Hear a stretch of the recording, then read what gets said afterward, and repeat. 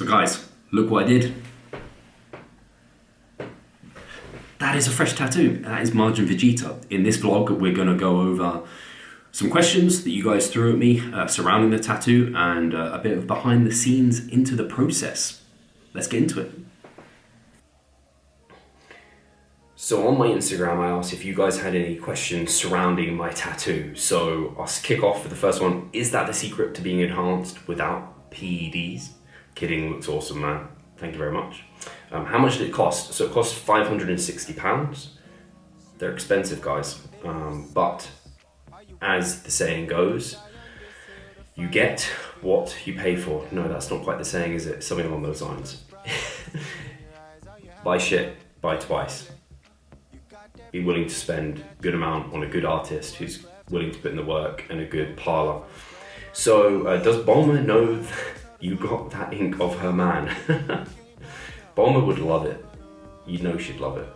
She'd love that her man is on every other man. What made you decide to get it and why that spot?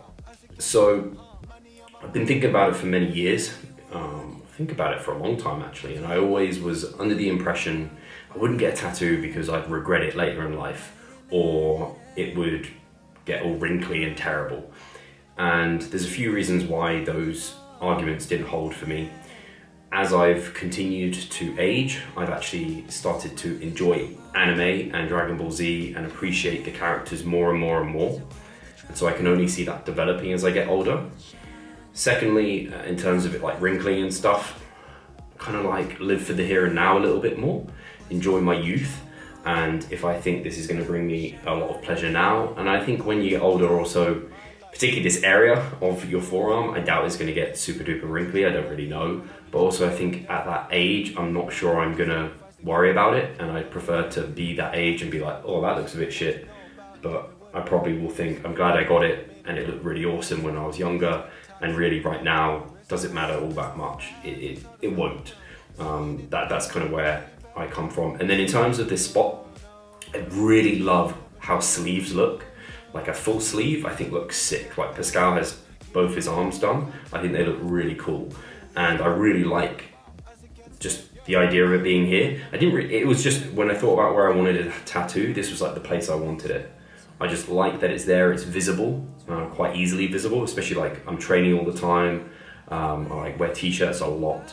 So it's quite consistently visible, so it's not like it's hidden or anything, which I didn't want with a tattoo. Kind of, to me, if I get a tattoo, I kind of want it to be shown, because it's, I don't know, like anything you get in terms of like clothing and stuff, you kind of want to show it off in a sense, not like showing off, but like I want it to be there. I want to know it's there. I want to be able to see it personally, and having it in this place just made sense. And as I've thought about it more in terms of like the recovery process has been super easy.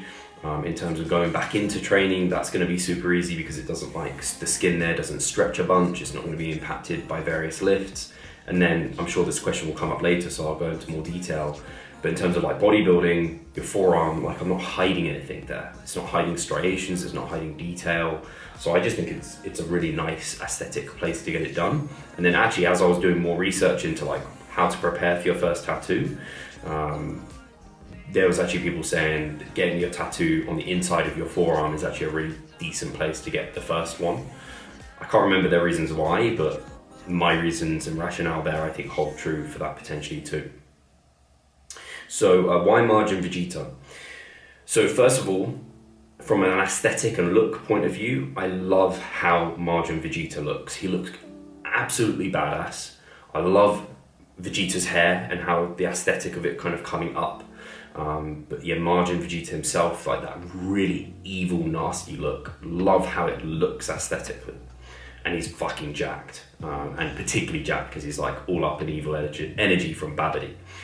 So then, I've always been a big Goku fanboy. I love Goku. He sings to me in terms of like, he's a very nice guy, really humble, all that good stuff. And he is the true like hero. But as I've aged, I've began to appreciate Vegeta more for the fact that he is an underdog. Always second to Kakarot. No matter what he does, he is second. But he keeps going. Never ever gives up. Arguably trains harder than Goku. arguably trains the hardest in the whole of the Dragon Ball universe, yet is never number one, but that he doesn't give in despite all that.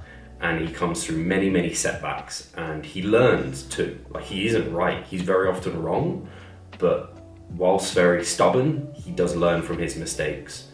And he's just a very smart individual too, in terms of like his fighting approach and being almost like relentless, having no mercy in many occasions, but he also grows. He has great character development through the series, and I love that about him. And I really grew to appreciate him and what he's willing to do. And then the Majin, apart from looking super cool, it's like, even though he'd like given everything up for this like power, which I can respect in many ways, like he will do anything to get stronger and to get better, he still had full control. Like the quote is something along the lines like, "You may control my mind and my body, but you cannot take my pride." And it was just like really, really epic like portion, and part of the saga of Dragon Ball Z and the Buu saga.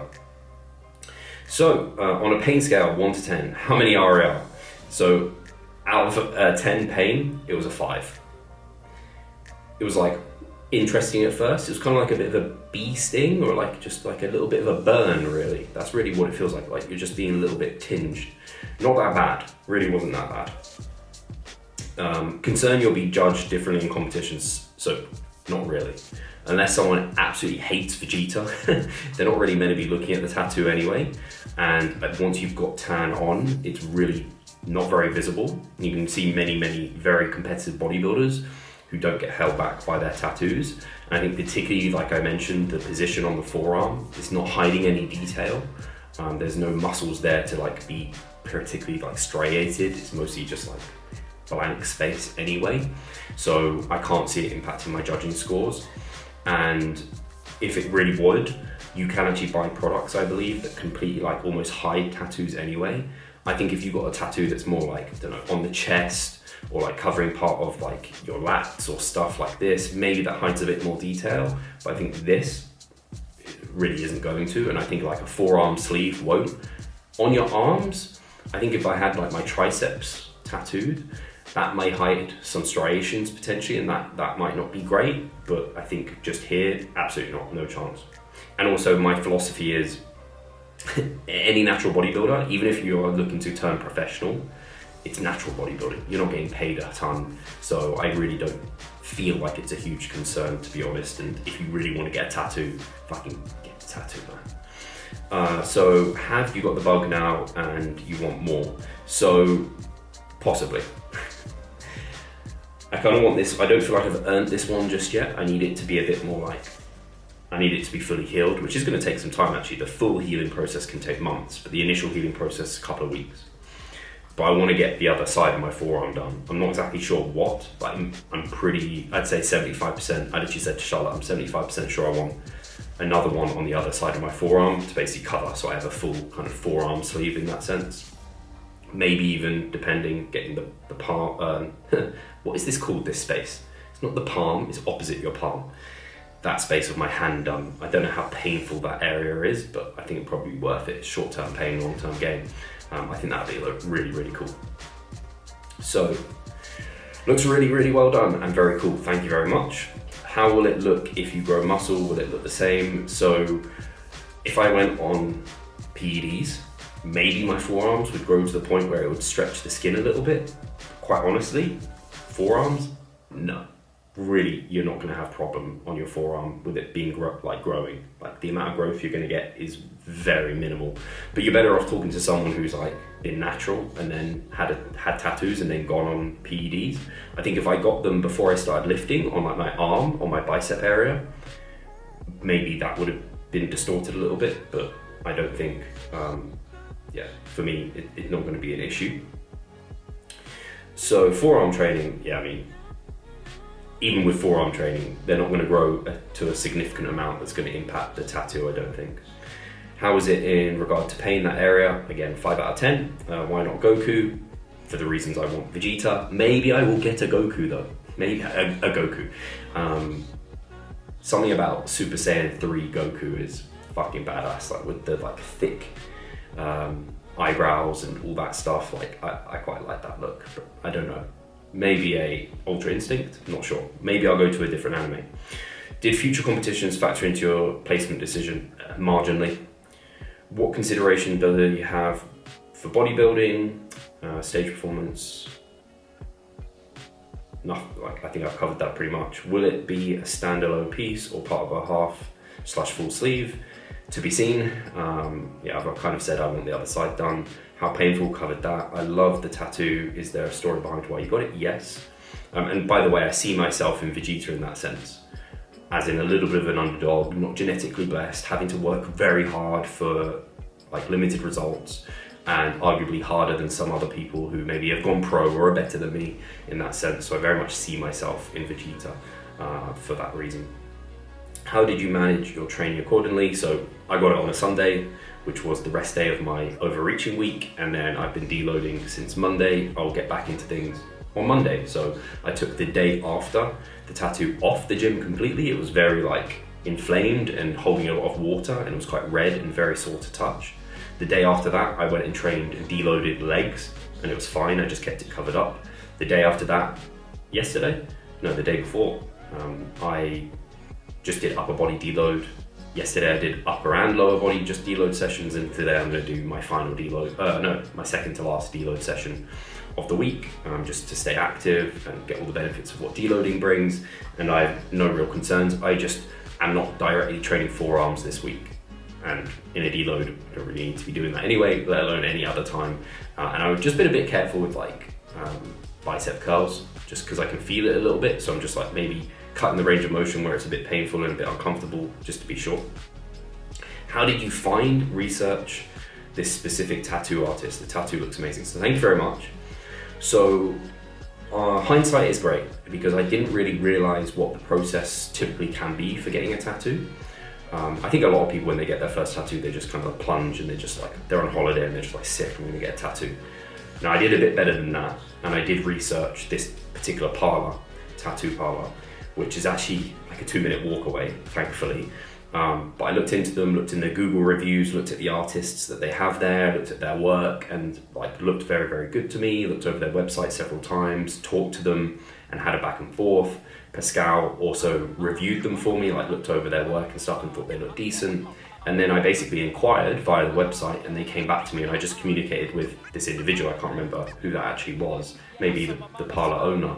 And we kind of discussed the design, and she passed it over to one of their artists. So I was actually very lucky that they had someone, a guest artist at hand, who actually, I was his last project, and he was going back to Greece, where he's from. And I managed to get in with him, and he could do this style of work. He's done Dragon Ball Z characters before, or Dragon Ball characters. So I was very lucky in that regard. So yeah, I would say for my next one, I'm unlikely to be able to get him unless he's back over. And you can like follow your artists, because they do guest work like all over the world. So you might be able to find like your artist to come to your area, or you might have to go and visit them. You're very lucky that I was here. And this tattoo parlor is a very good one. So they'll probably have guests in, and I might be able to again find someone who is able to do this sort of work to a very high level. So I'd be pretty psyched to be able to get another one. So that's what I do. Just make sure you do your research, like anything. I think a lot of people also get referrals for tattoos. Like they have like a really sick one, and that artist did it, so you refer them. Similar to like finding a coach. Thank you, it's awesome. How painful was it? Near the top end of his hair. So I'll tell you what, this wasn't the worst. The worst was like the shading, but that might have been because that was done later. The shading itself didn't hurt, but it was like the constant like pressure of it, and that's when I started like feeling dizzy again. But yeah, I can't say any particular area hurt more than another. Like it was all fairly like similar across the forearm. I did think up here it would hurt more, because this is a bit more of a sensitive area in the crease. But honestly, I don't remember it being that bad. And it also wasn't shaded up there, really. It's mostly shaded down the bottom end. So I think if I was getting shading in that area in the crease, that probably would have hurt quite a lot. I want tattoos, but conserved about long-term side effects or short-term allergies. Any studies? So tattoos, this is something I looked into later, because tattoos have been around for centuries. They are something that has been around for so long. and the practice of tattooing is so far more advanced than it was when people were first doing it, like with sticks and, I don't know, instruments like this. The ink has improved, the instrument to do it has improved, the artists themselves have improved their skill.